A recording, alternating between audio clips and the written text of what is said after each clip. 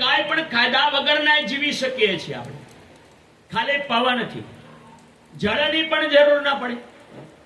જો તમને કોઈને ખબર હોય તો અંબાજીની અંદર ચુંદડીવાળા માતાજી હતા. ચુંદડીવાળા માતાજી, એનું નામ અંબાલાલ ભાઈ બ્રાહ્મણના દીકરા હતા, પણ એ ચુંદડીવાળા માતાજી તરીકે ઓળખતા હતા.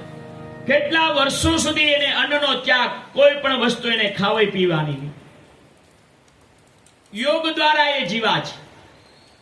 યોગની અંદર એટલી બધી શક્તિઓ રહેલી છે એટલે બધા જાજુ જીવી શકાય. એનું કારણ કે યોગની સાધનાઓ કરતા હતા.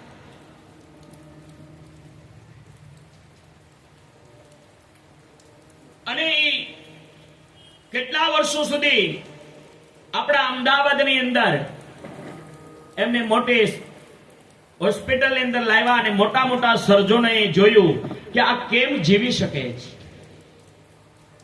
ખાવાનું નહીં, પીવાનું નહીં, જવાનું નહીં, કોઈ વસ્તુ નહીં, કેવલ ભગવાનની ભક્તિ.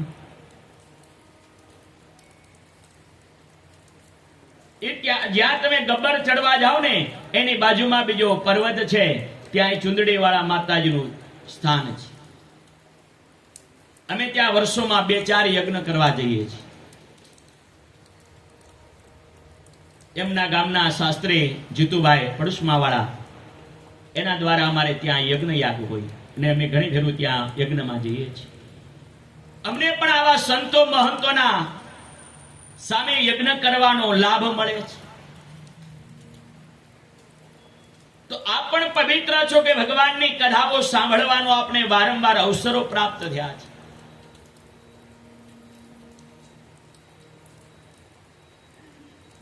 એમાં તારકાસુરે પણ જળ છોડી દીધું, કેવલ વાયુથી જીવે છે અને 100 વર્ષ સુધી એમણે તપ આરાધનાઓ કરી છે.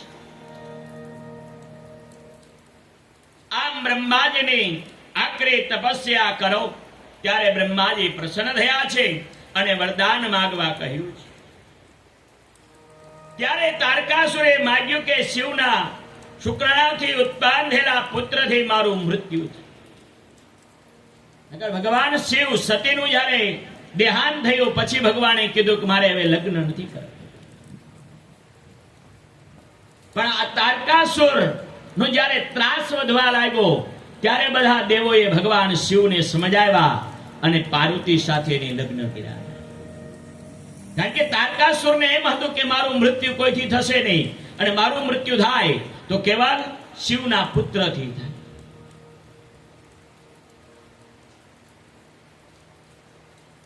સતી જયારે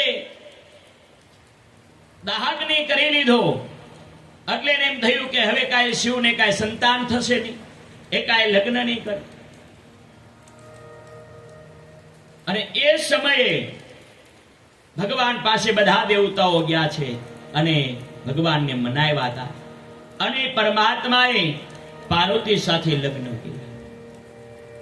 એ કથા આપણે વિસ્તૃત સાંભળશું.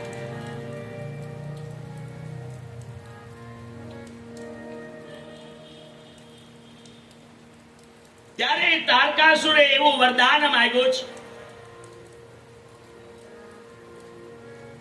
કે શિવના દ્વારા જે પુત્ર ઉત્પન્ન થાય પણ તે સેનાપતિ હોય તો મારું મૃત્યુ તેના હાથે થાય. તારકાસુરને ખબર હતી કે સતી સ્વધામમાં જતા રહ્યા છે, હવે કાંઈ શિવ વિવાહ કરશે નહીં અને વિવાહ નહીં કરે તો એ પુત્ર ક્યાંથી થશે, માટે મારું મૃત્યુ નહીં થાય. અને કદાચ ભગવાન જો શિવ પાછા વિવાહ કરે તો પણ તેના પુત્ર સેનાપતિ હોવો જોઈએ અને તે સામેથી આવીને મારી પર પ્રહાર કરે, સારો યોદ્ધા બને અને મને મારે તો જ મારું મૃત્યુ થાય.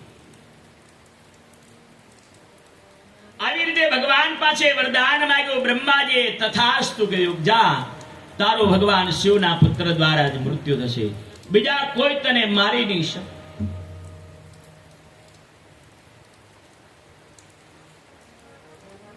અને તારકાસુર બધે હાહાકાર કરવા લાગ્યો છે. ભગવાન શિવ અને પાર્વતીના વિવાહ થયા છે. દિવ્ય ભગવાનને કધાવ પરમાત્મા શિવ અને પાર્વતી વિહાર કરવા લાગ્યા છે. પણ એ તારકાસુર તો એને એમ થયું કે હું તો હવે અમર રહેવાનો છું, હવે મને કોઈ મારી શકશે. 1000 વર્ષ સુધી શિવ અને પાર્વતીએ વિહાર કર્યો. ત્યારે દેવતાઓ ભેગા થઈ અને મહાદેવને સ્તુતિ વંદન કરે છે, પ્રાર્થના કરે છે.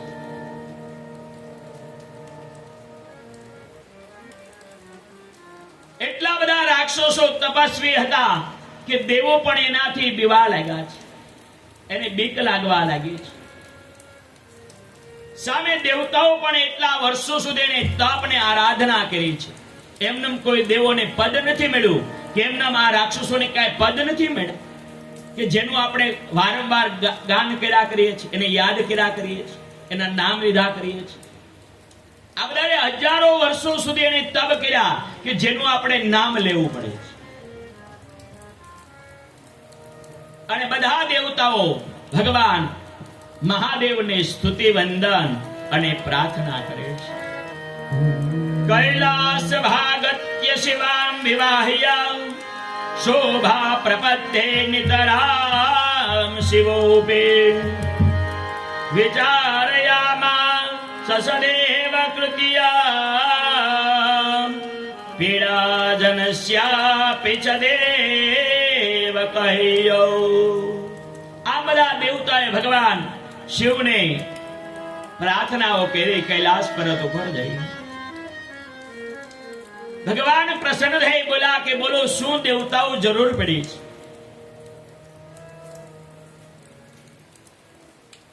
ત્યારે બધા દેવતાઓ કહેવા લાગ્યા કે હે પ્રભુ, આ તારકાસુર બહુ પીડા આપે છે, ચારે બાજુ અનાચાર ફેલાયો છે, અત્યાચાર કરવા લાગ્યો છે.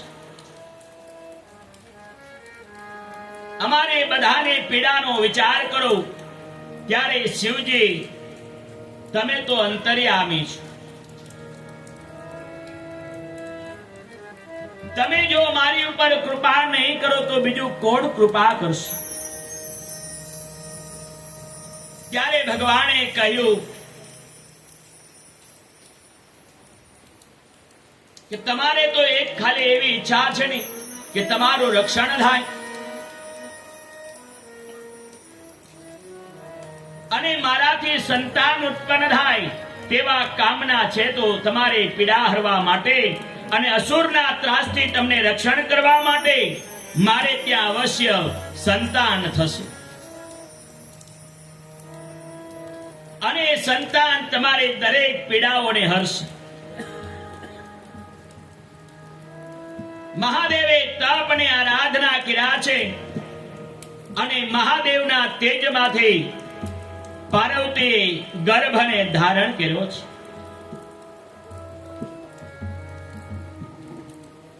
ગર્ભને ધારણ કર્યો મા પાર્વતીએ અને એમના કુખે માગશર સુદ છઠના દિવસે ભગવાન કાર્તિકને પ્રાદુર્ભાવ થયો છે.